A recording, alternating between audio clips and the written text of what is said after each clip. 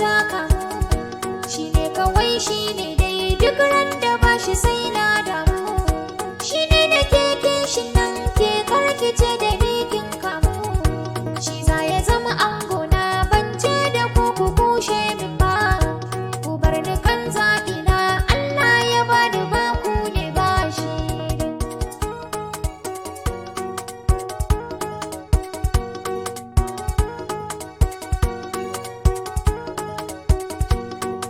Ina ma auren nan hace sai mai da gobe,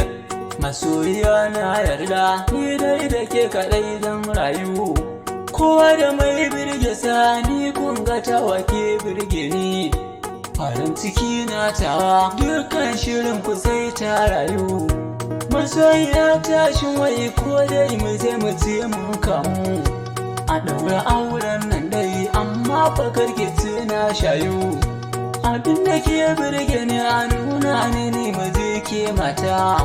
ke da ki sawa ranki akwai tabbacin da sai mun rayu da yaya.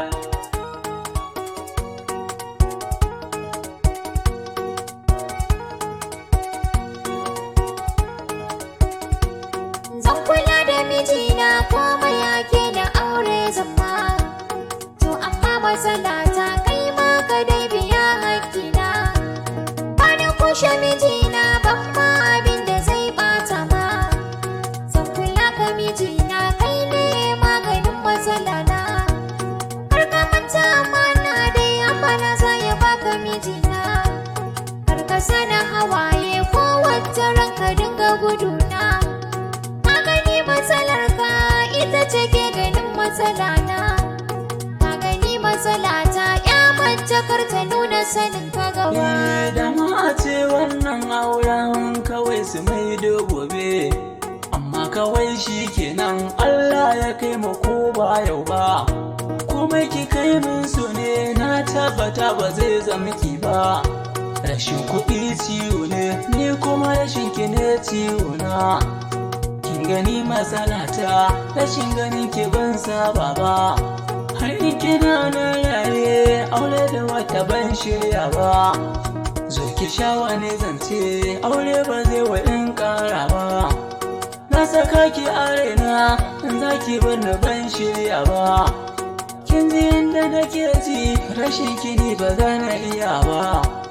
san ki in ya kashe ni ina ganin kamar zai matsa miki kima.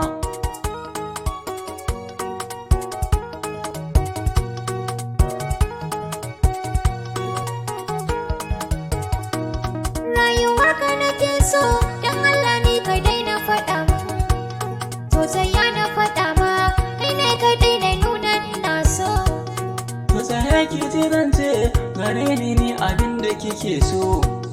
sanda na ce ina so na mace ke na furta ina so ni ma. Kaga so ya haɗa mu sai mutuwa ce za ta raba mu, kaga zana amince ƴaƴan mu duk su ce mun ummi, zana so ka amince ƴaƴan mu kai su ce maka baba kai ma.